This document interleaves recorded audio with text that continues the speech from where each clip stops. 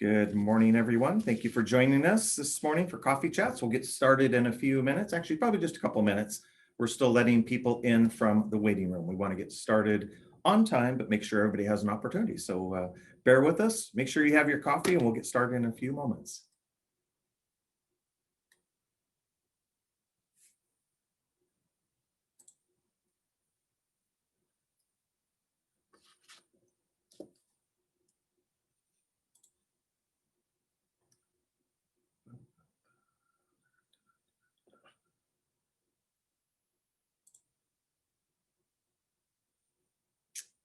Okay, I think we are ready.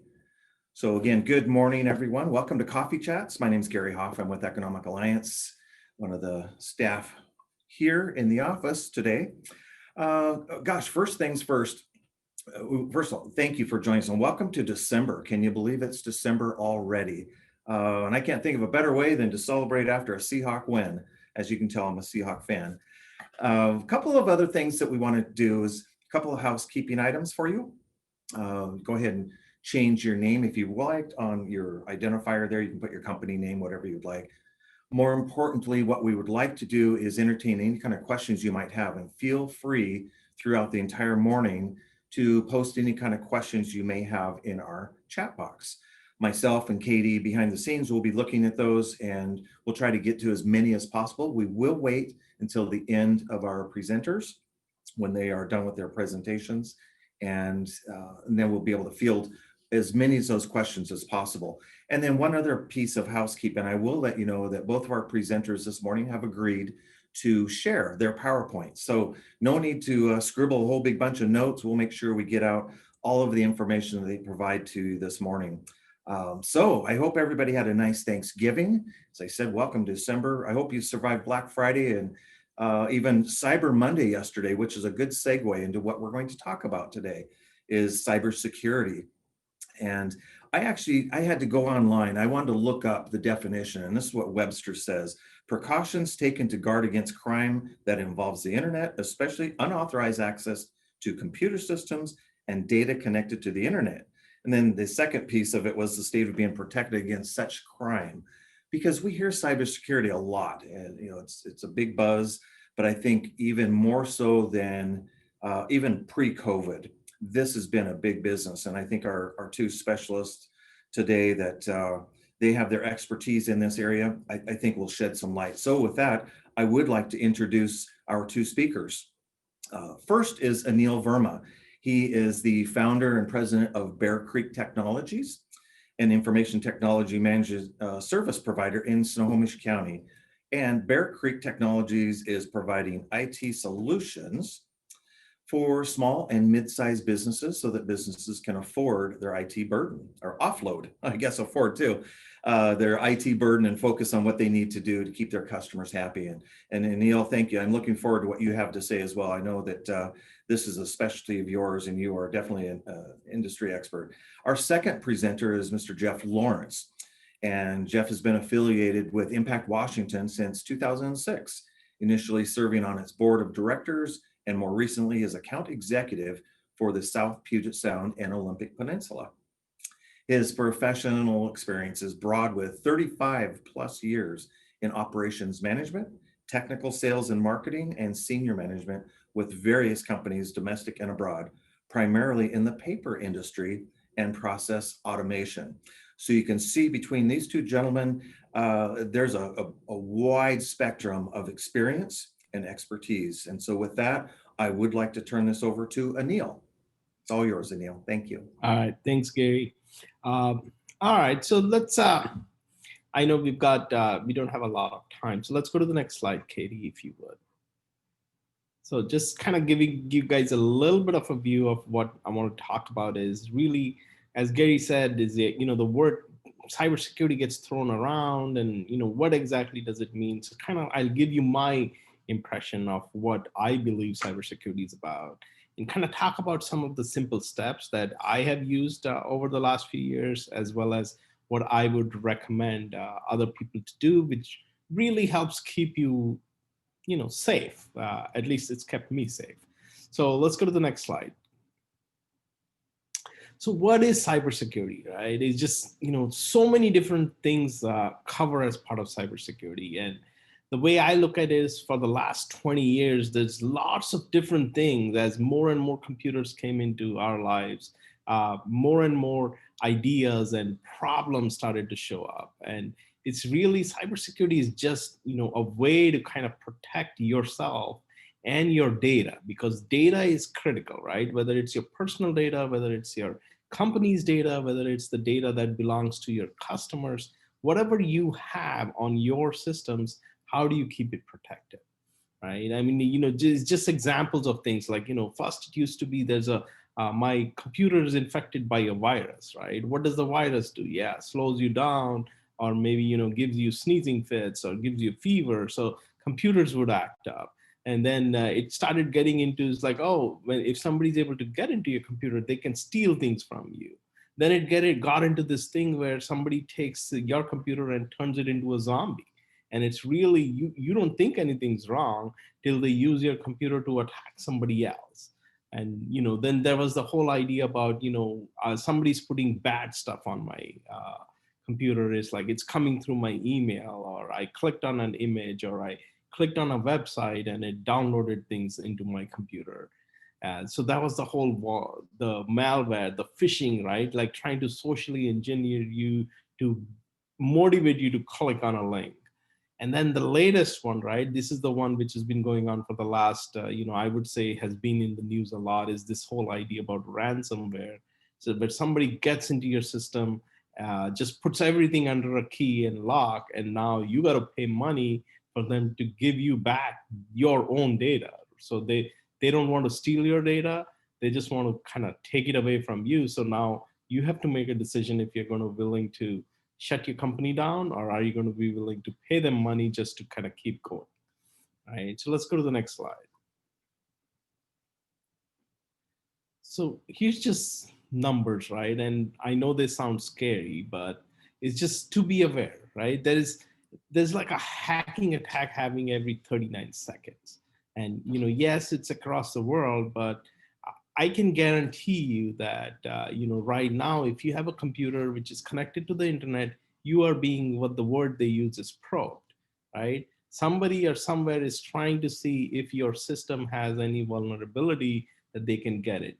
So that you are constantly being probed, whether you're sitting at home, whether you're sitting in a Starbucks. I mean, I know not currently, but someday we'll all start being going back to public spaces. But if you're connected to the world, you are being probed. Somebody's trying to get into your system. Somebody's trying to get to see what is your vulnerability, right?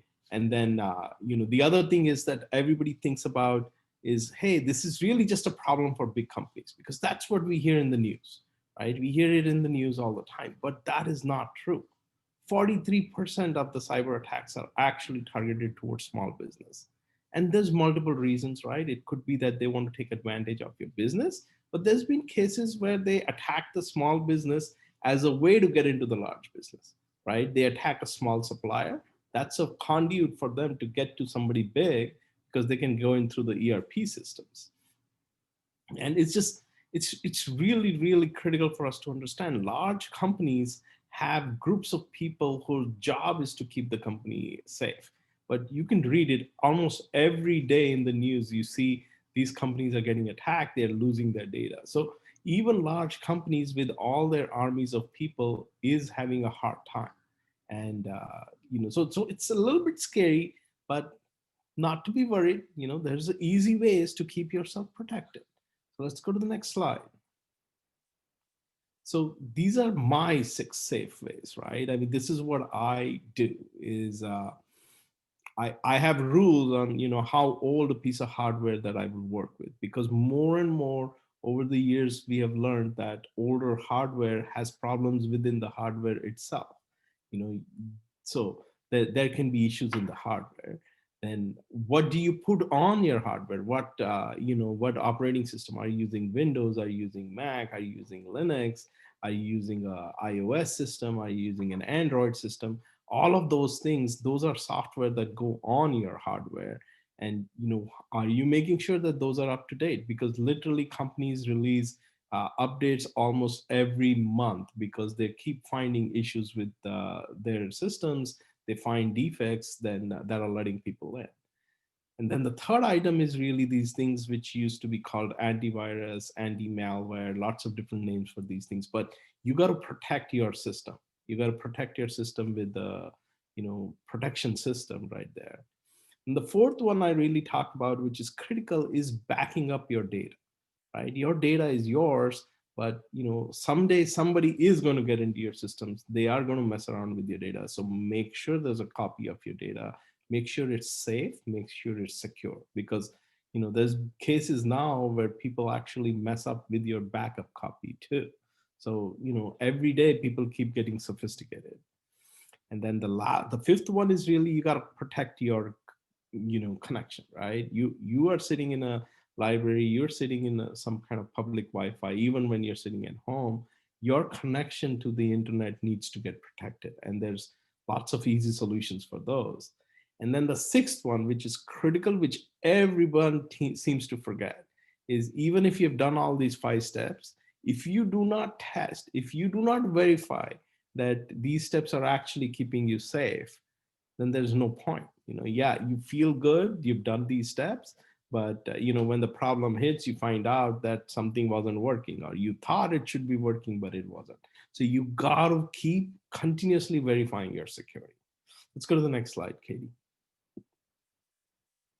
So really, the step 1, 2, and 3 are really about your devices, right? And by device, I mean your computers.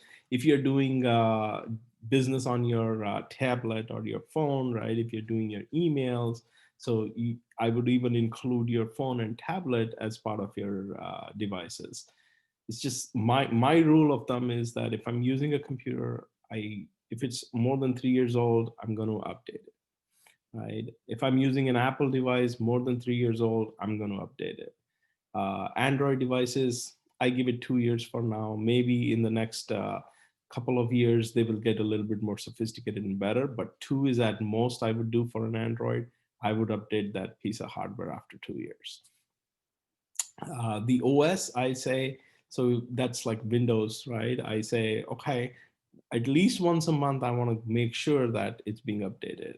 If I'm using things like Outlook or whatever email clients I'm using, I make sure that I have updated those once a month. When I'm on my phones, I just have it set up so that every 2 weeks, I make sure that all my apps are updated. And you'll be surprised, every 2 weeks, literally every app has an update available, right? They're constantly, doing, it looks like they're adding new features, but most of them are fixing defects. Most of them are fixing problems. And then the last one's really device protection. I have device protection on my computers. I have device protection now, even on my phone.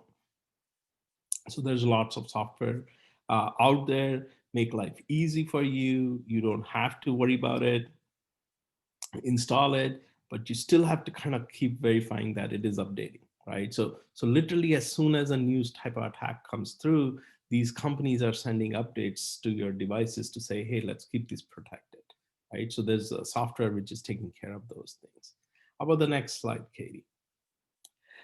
Backing up the data. So this is one thing I find most people aren't doing, right? Or if they're doing, they're kind of backing it up and keeping it in a room in their house or somewhere in a vault, maybe in their business. But you got to back it up to a remote location. You got to keep it off. Enough solutions out there and very cheap, right? Disk space isn't that expensive externally, but let your data go out. Keep it updating every day. Every day, let it scan your system to see what new stuff has happened. Let it back it up, and then make sure that the backup that is offsite also is encrypted, right? So that's the word where the same thing what a ransom guy does to your data, you can do to your own data and hide it under a key and lock. So the only key that opens it up is the one you have. And yes, you got to protect that key, because if you lose your key, you lose access to your own data. And then the Wi-Fi connections is really, I got to get VPN solutions in when I'm connecting to Wi-Fi. I need a firewall solution in. Firewalls like basically an idea that you just protect who's trying to get into your system. So don't let, even though you're on your internet, you think you're the only one going out, but there's a lot of people trying to get in and you can't see those, right? It's all happening in the back end. So that's what a firewall does. And then, you also want to kind of have the internet connection or a provider who's scanning for malicious stuff themselves, right? But there's this really cool solution that has started coming up about last year. And it's got a cute name. It's called SASE. It's SASE. It's called SASE, but it kind of puts all of these things together, gives it to you in a simple package, and works great. I mean, I've been trying it out. It's been working great for me. So something to look at if you guys do want to do it, and it's really cheap. It's much cheaper than trying to build all these things together one by one. So how about the next slide? So this to me is the one that you got to really think about, right? Even if you only implement one or two of those steps, but make sure you validate those steps. Make sure you're spending at least once every 6 months, you go and test your systems, right? Like, I've given you some ideas to check, right? Make sure you've tested, when was my software updated, right? Is my internet connection actually protected, right? Is that backup that I've done, can I restore data from it, right? Just because you backed it up doesn't mean you can, when you need it, you'll be able to restore the data. So check it, try it out, try to delete a file that you don't need, and then spend the next day trying to say, hey, can I recover that file from my backup, right? Test it out. Don't trust. Do trust, but verify, right? That's the model. Trust, but verify, and verify at least once every 6 months. Don't just wait for the next problem to occur, right? I mean, even things like, send all the employees of your company an email with a link to some kind of weird website, and see how many people actually clicked on it, right? This is just training people. Like, hey, you see an email from someone that you don't recognize, maybe you don't want to click on that link, right? So just basic steps, doesn't take a lot of work. You're talking about maybe half an hour, spending time every 6 months, just validating that your ideas are there and they are actually working, right? So just the last slide, Katie, next. Just putting it out there, and you guys will get a copy of this. Print this out if you need and put it somewhere. Simple 6 steps, and trust me, will be able to keep you safe, and will be able to make sure that when things happen wrong, right? And that's my experience, is things are going to go wrong. If they haven't gone wrong up till now, great. Just be prepared, because that's kind of the idea about the insurance, right? Is when it happens, you are protected, and this should keep you protected. I mean, as long as you're verifying, keep verifying your options and make sure that you're protected. Sounds good? All right, that's all I have. I'll hand it over to Jeff next. Thanks very much, Anil. I'm really happy to be able to talk to this group. I'm going to talk a little bit about cybersecurity as it relates to a couple of things. We are currently working, Impact Washington is currently working on a cybersecurity grant through the DoD, OEA, and delivered through the Department of Commerce. And I'm going to talk a little bit about that and how that is addressing the defense supply chain in the state of Washington. First, a little bit about Impact Washington. Impact Washington is a public-private partnership, been around for about 20 years. We are part of the Manufacturing Extension Partnership Network across the country, and we focus on small and medium-sized manufacturers to deliver strategy, training, consulting to help them be more successful and grow in a lot of different areas. Next slide, please. As I mentioned, we are a part of the MAP network. There is a center in every state and Puerto Rico, so there are 51, and we work closely together in our respective states. We collaborate across borders, but we have a large footprint and a lot of different expertise across the country. And we get support from the U.S. Department of Commerce in the way of matching funds for working with small manufacturers in our respective states. And we are organized in the state of Washington as a 501c3 nonprofit. And so we're very mission-based with our mission being to help small and medium-sized manufacturers grow and thrive. Next slide, please. So we really believe that our strength is in our partnerships. We work very closely with a lot of different entities. We work with economic alliances, like the one we're speaking with this morning. We work closely with advocacy groups like PNDC, PTAC, AFA. We work very closely with the Department of Commerce. We do a lot of, we deliver and we collaborate on a lot of grants. We have other grants through the State Board of Community and Technical Colleges. And so we really work through our partners to get visibility and to give more access to the clients that we serve. Next slide, please. What we do, we deliver all kinds of consulting, training, workforce strategies, everything from lean and ISO consulting. We're working a lot right now on robotics. We do a lot of work in leadership development. That's an extremely important one now as human capital is becoming more important. And we also do work in cybersecurity, which is what we're going to dive into a little deeper today. So if we can go to the next slide, please. As I mentioned, we are focused on small and medium-sized manufacturers. By the definition of the U.S. Department of Commerce, a small to medium-sized manufacturer is anyone under 500 employees. So as you can see, in the state of Washington, we really focus on the smaller firms. They make up the majority of the employees and the majority of the firms in the state. And those are the ones who really don't have the resources to be able to devote to specifically work on issues, cybersecurity being one of them. Next slide, please. So as I mentioned, we have this grant that we've been working on for coming up on half a year with which is sponsored by the Department of Defense Office of Economic Adjustment through the Washington State Department of Commerce. And this was really stood up in a number of different states across the country by the DoD OEA, because there's a real concern that the defense supply chain needs to get their standards in cybersecurity updated. And there are standards which have been in place for a long time for cybersecurity. They've been self-attestation standards, but coming up, there's an emerging standard which is called the CMMC, the Cybersecurity Maturity Model, which is going to be an audit process, which is getting more real and is actually coming into.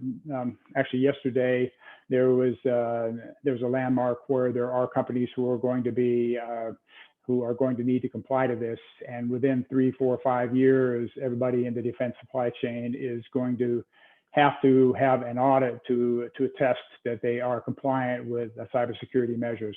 So there's a real concern on the part of the DoD that some of the smaller manufacturers who don't have resources to be able to make sure that they're cyber secure are going to have troubles complying with these standards, and they might drop out of the DoD supply chain, which would be a real problem. The majority in terms of number of companies that are smaller to medium-sized companies that are engaged in the defense supply chain is huge in this country. And so it's in their best interest to be able to make sure that they're cyber secure and that they're able to get the help that they need to be able to be audit ready for this CMMC audit when that becomes necessary. I'd just like to go back to something which Anil said in his presentation. in honestly, there are a lot of standards that need to be met. There are a lot of procedures that need to be met. But the majority of it is, probably more than half of it is really good cyber hygiene. And these are exactly the things that Anil was talking about. To make sure that you do all these good cyber hygiene things that are necessary in order to keep your operations secure, to keep you secure, and to keep your company secure. So, at any rate, there a lot of these procedures and a lot of these requirements of the CMMC involve cyber hygiene. There are other things, and they're very specific, but that's a big start. Next slide, please. So, in this DoD OEA grant, we had a number of things we were charged to do. Number one was do outreach to all the known members of the supply chain in the state of Washington. And we reached out to over 3,500 companies. Maybe some of you who are listening received correspondence from us. We have been doing webinars. We started out doing webinars starting in April. We did several webinars. We've got a link to the last one we did in August up here. We also, as a part of this training, we decided to partner with a company called Ignite, which is a cybersecurity expert, and we put together some learning management system courses. So they'd be self-paced and kind of run through what the requirements are of this of the CMMC. We're focusing on level 3 because that's the level at which the majority of the clients who were in the defense industrial supply chain are going to fall most likely. And we have 2 courses, self-paced learning management system courses, a senior management course, which is a general overview of the DoD, DFARS, and NIST 800-171 standards, and the emerging CMMC compliance requirements, and a practitioner's course, which digs deeper into the requirements to be audit ready. These courses are available at no cost to the members of the Washington State Defense Supply Chain. So if that's of interest to you, you can get that on our website, and please sign up for those courses. They'll be available at the very least until the end of May. We also put together a cybersecurity pilot program, one-on-one support, which is a program where we're partnering several cybersecurity service providers with about 20 members of the defense supply chain in the state of Washington to give them a little bit more in-depth support. And that's been open for about 2 or 3 months to apply for that. That closed just last night, so we got an extremely good response to that. But we're going to be providing some support. One of the reasons we're doing this is to really come up with a framework for what's available, or what's it going to cost, what kind of requirements are there going to be needed from the companies, and then who are the resources who are able to do this. Next slide, please.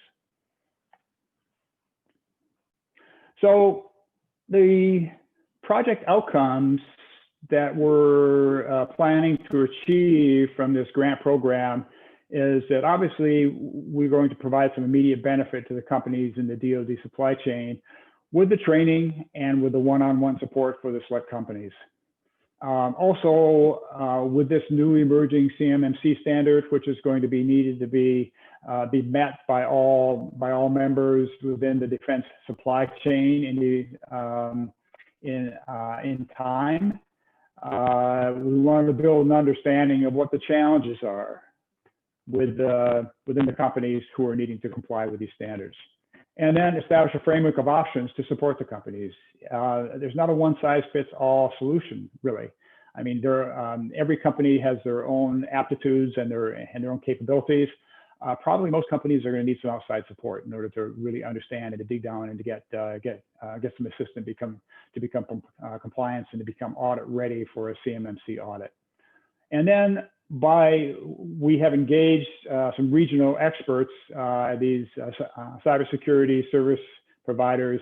We want to be able to establish a regional cybersecurity capacity and expertise with this engagement of the private sector cybersecurity service providers, so that when we have clients who are interested, companies who are interested in becoming compliant and they really don't know where to start because it's very confusing, and it's onerous when you look at the requirements at the beginning. I mean, you break it down, and a lot of it, as I mentioned, and as Anil mentioned earlier, I mean, a lot of it really is good cyber hygiene, and we can help you through that. But we also do establish the other requirements to meet those audit requirements. But by having a regional cybersecurity expertise capacity for various size companies and for various situations, we want to be able to stand up some support to be able to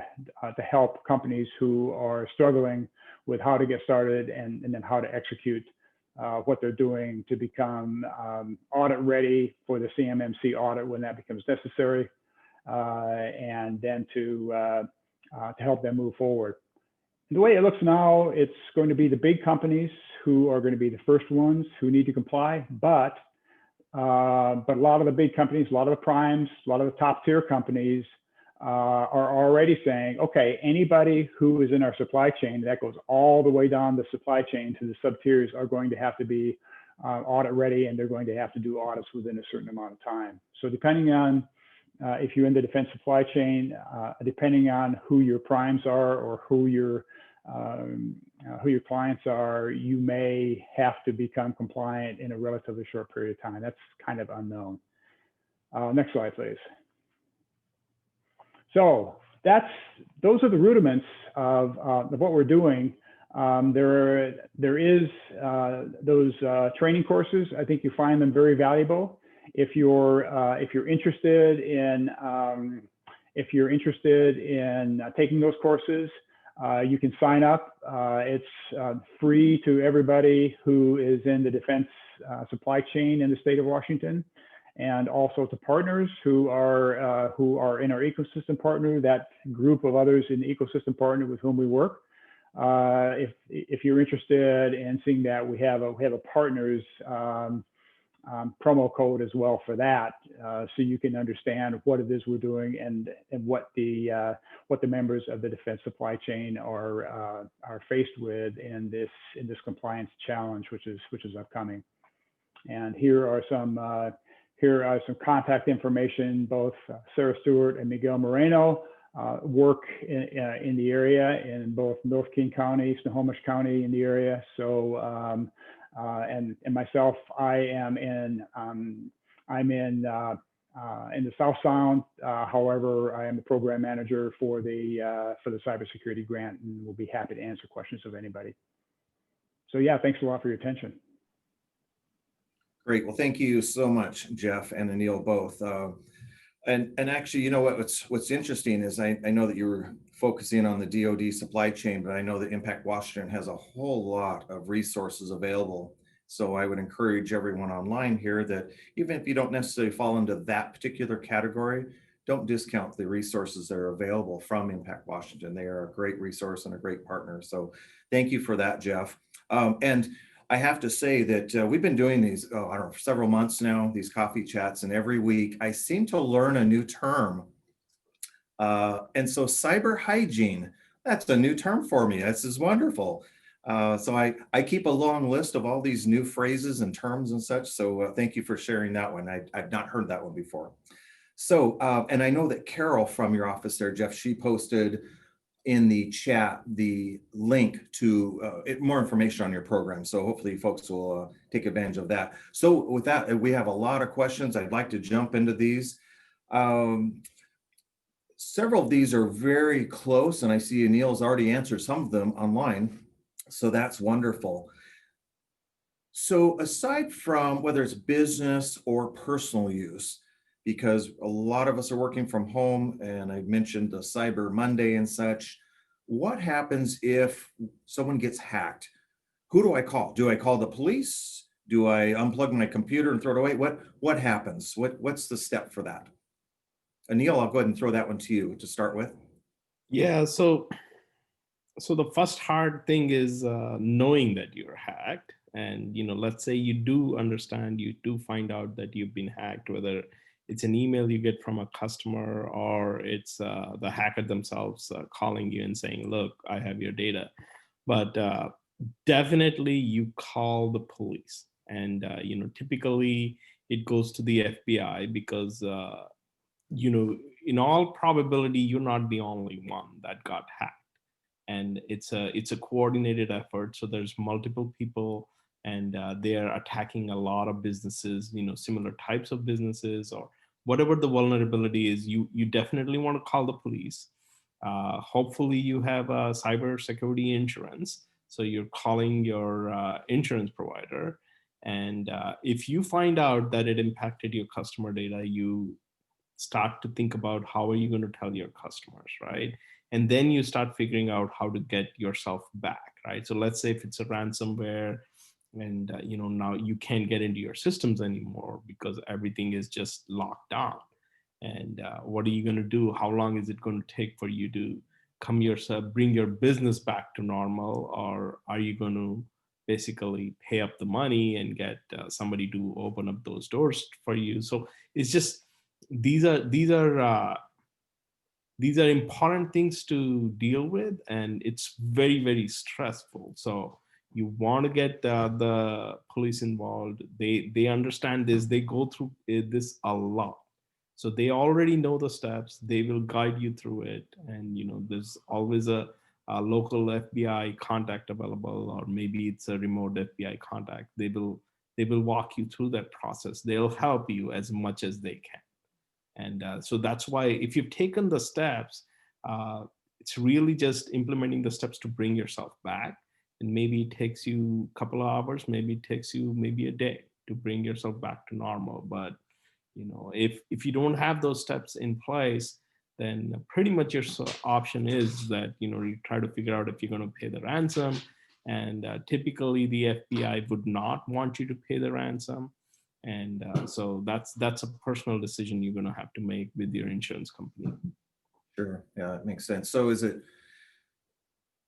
safer on one device versus another? In other words, if I am ordering online, or I'm even looking at my database through our CRM on my phone or tablet versus a laptop or even a desktop, is one safer than the other? Yes and no. I think the problem that I have seen that happens is, it, once somebody gets into your system, and this is the thing, right? Everybody, all these software you see out there are trying to make your life easier. They're trying to say it doesn't matter if you're on your computer, it doesn't matter if you're on your phone. You will get the same experience. You will be able to see the same data. So really, if the hacker gets into your data, and they get in from your computer or your phone, they've gotten it into your data. And that's what this is about, right? You got to think about it as really, this is about what is the hacker caring for, right? Their motivation is profit, right? They're not attacking you because they're just sitting at home bored, right? That's the idea we get, like, oh, these teenagers don't have anything to do, so they're hacking. That's not true, right? Maybe they're playing around with it, but a person hacking into a business and then taking the step to tell you, hey, look, I got your data, pay me money, is doing it for profit. That they have no desire to just be playing around with you. And they know is that at this point, if they play around with you, the cops are coming and finding them, right? So this is critical. You got to understand that they're in here for profit. And they, for some reason, they believe that you're capable of paying that money, whether they got to see your bank account or not. But so think about it in that terms, right? So same thing with, I would say, your bank, right? If somebody gets into your bank account, whether it's from your phone or not, now they can physically access it, right? This is the old problem. You lost your checkbook, and yeah, it was just your checkbook, but somebody wrote a check for $500, walked into the bank account and took your money out, right? So the impact is the same. It doesn't matter which vector was used to get to it, but in the end, it impacted you. It impacted your bottom line, right? So that's how I would think about it. And the protection, the way I think about it is how we protect our home, right? We have multiple levels. We put locks. We put, better quality locks on our doors. We might have a dog in the house. We might have a safe somewhere in the house. We put all our documents in the safe. We might also try to put, a little bit of security around the house. We might want to work with our neighbors and create a neighborhood watch.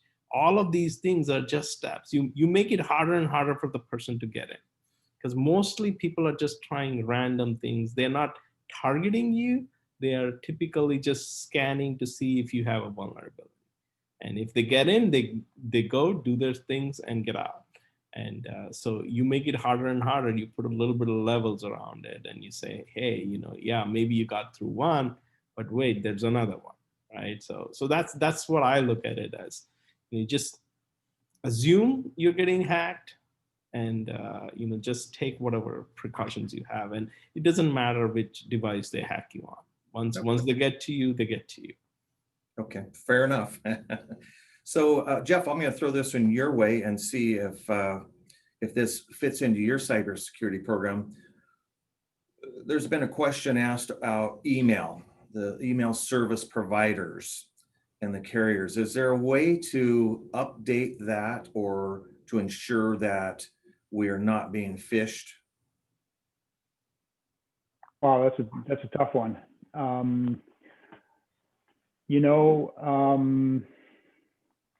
Yeah, I saw the question earlier, are any email service providers any more secure than other ones? And I honestly can't answer that. I don't know that. I know that certainly they're getting back to the cyber hygiene part of it, two-step authentication, randomly chosen email passwords and so forth is a really big part of that. And I think that, most of the, I believe from my understanding from talking with the experts, and I'm not an expert in this area, but from talking to the experts, that the major email service providers all have pretty good levels of security. The vulnerabilities are really in accessing it. Password control, changing passwords, hard to duplicate passwords. So I think a lot of it really comes back to the basic kind of best practices that Anil was talking about earlier. They're kind of mundane and they're kind of boring, but they're really important. So on that same note then, Jeff, you talk about the passwords, and all of us, I'm looking at everybody here on screen, and we all have, I think, this same type of issue is, okay, we've been told for years, don't make them easy, make them hard to understand. But then that would be really easy for people like myself to say, okay, I have that one I need to remember, but we have dozens. And so now there are these password storage services or lock services. Any thoughts on those? Any of them better than another? Do you recommend that? Yeah, that's a good question. And again, I'm not really an expert on it. I mean, we do at Impact Washington, we go to great lengths doing two-step authentication, and we have access to a password vault, and we use a password vault, which I understand is a pretty safe way to do it, because it randomly generates the passwords that are very hard to duplicate and are very hard to guess. So I've got experience with one, and that's really the breadth of my experience. I mean, I would turn to somebody like Anil or somebody who's in that space on the kind of the authority side, but certainly to use those, in my opinion, and in the opinion of a lot of organizations, is not only important, it's critical to their cybersecurity efforts. Neil, you want to look? You're chomping at the bit. You're ready to jump in on this one. Go ahead. So I'm a small business myself, right? And so I'm always trying to figure out, how do I keep my costs down? So one of the things that I use a lot of free software. right? I mean, this is like anybody else. You try to get onto the free stuff. So this is like the question for Dropbox or even you using your Gmail, right? You try to use the free things. And so when I was looking at the password protection and I was wondering if I should pay for it, right? You've got lots of complex solutions available. I basically ended up trusting Google. And I said, okay, all my passwords are going to get stored in Google Chrome. So Google Chrome has the ability to store your passwords and it'll generate passwords for you, right? And pretty much all browsers do it, right? Whether you're Google, Firefox, Bing, or Safari user, whatever you use. So I decided to trust Google and I said, okay, I'm going to put my passwords in there. And that's where I store because there's no way I can remember it. And especially these generated passwords. I mean, they make no sense, right? So, but I have my daughter, she loves to make passwords which are based on the songs that she likes. And I'm sure it works. I mean, these are like, a 16-year-old can remember a lot more than a 50-year-old. But, at some point you're going to run out of space up there. So it's just, that's what I did. I just trusted Google and that's the only browser I use. So then anytime I have to log in and, within Google Chrome, I basically logged in to Chrome as myself. So Okay. now anytime I do something, it saves that password and then stores it in Google's storage. And now the last update I saw yesterday, I was getting messages saying, there's 30 of my passwords are compromised. So Google's put in this new thing now that they're actually scanning what is called as a dark web, but it's basically, message boards where people are selling your passwords. And so Google's obviously going and buying these passwords that people are selling and scanning it to see if it matches people who are using this Google. So, and it's free, right? So that's what's the big thing for me is like, okay, I'll trust Google.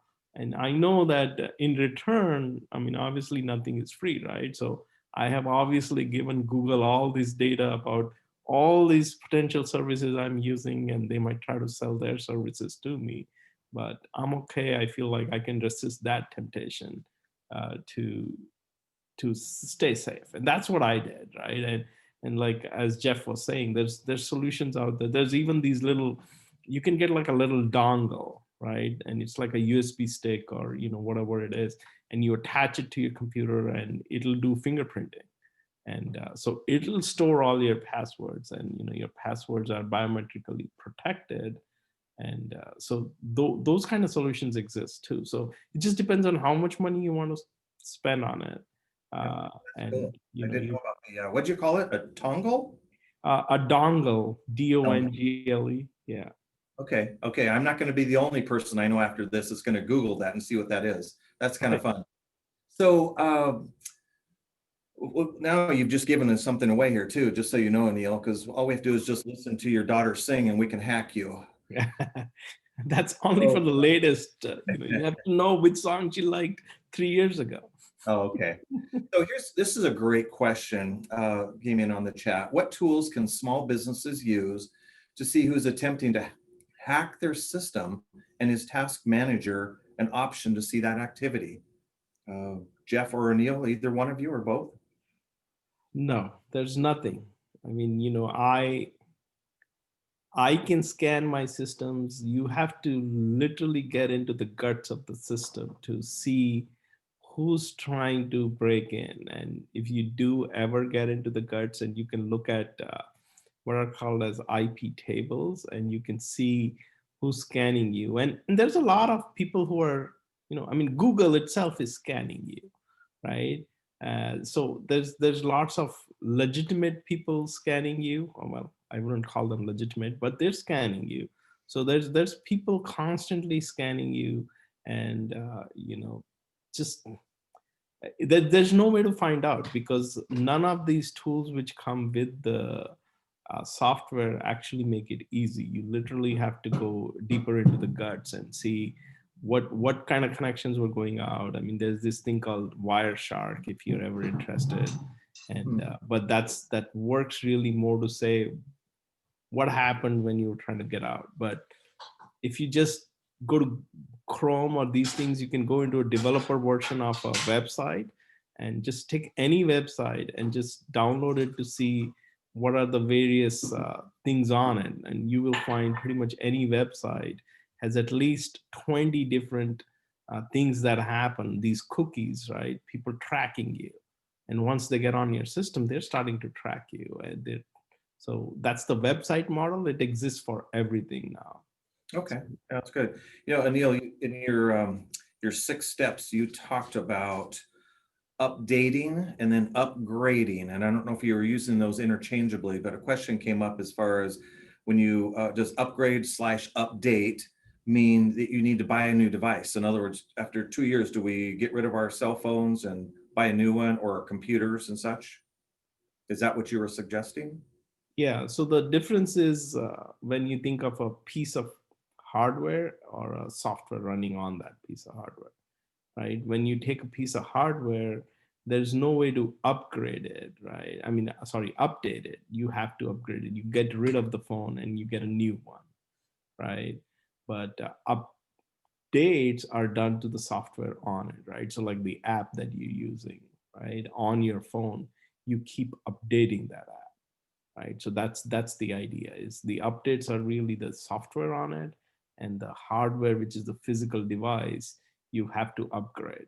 And so this is something that people don't know about because it isn't talked about enough.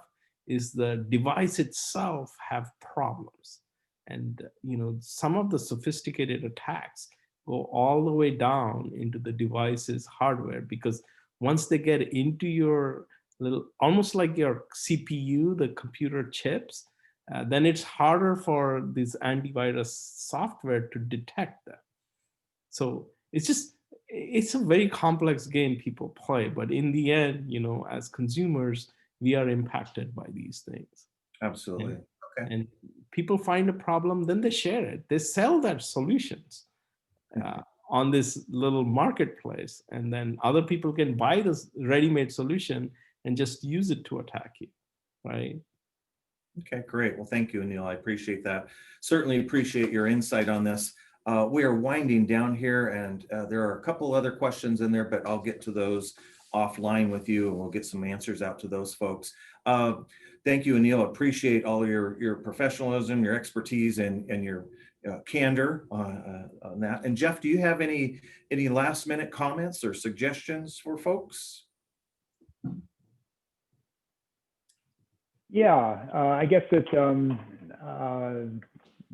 that as I've been reading the chats as we've been going forward, I mean, I think it is really important to take this very seriously, and an ounce of prevention can go a long way. There are statistics that it's very difficult to come back after a major hacking event for a small company, and so that ounce of prevention you can do now is really important. And in the DoD world, that prevention and compliance is becoming more important. It's getting real that there are going to be teeth in these requirements now for cybersecurity compliance, and that's becoming more real too. And so it's easier to get it started now. So because it's a process. It's a process, and you have to continually work on it. And we counsel the clients we work with, you need to make cybersecurity a part of your risk management program, and you have to budget something for it. It doesn't come free, particularly if you're in the defense industrial base. There are going to be costs with it. For a small company, it's difficult to figure all this out yourself, and you may need some support. So we're trying to figure out the most cost-effective ways for that support, but it is important to really think about it seriously and to put that in your risk management plan. Okay, great. And that's good advice. Thank you, Jeff. Well, again, thank you to both of you, Jeff from Impact Washington, and of course, Anil from Bear Creek Technologies. Great insight this morning. We really appreciate your expertise. And thank you for everyone for attending. We appreciate your support on this. And we do this every Tuesday. So hopefully next Tuesday, we'll have you join us as well. We'll have an update from Peter Rogoff of Sound Transit. And whether you plan on doing light rail, or you live close to it, or you don't even really care how it's going to affect you, I promise you it will. And he will be able to give us some good insight as far as what that looks like as it comes into Linwood and then eventually up into Everett, a big project. And then for those of you that kind of, maybe you're just still kind of kicking the tires about what Economic Alliance is all about, I would invite you to sit in on another one of these fun webinars. We do an introductory seminar, and this is every Wednesday of each month. And so it's tomorrow morning. It's free, it's very casual, it just kind of gives you a quick overview of not only what we're involved with, but for those of you that are members and investors of ours, how you can better leverage your membership with us, especially during this COVID situation. So you can find that online as well. Again, thank you everyone for attending. We appreciate our speakers this morning. Have a safe week, and we hope to see you soon. Bye now.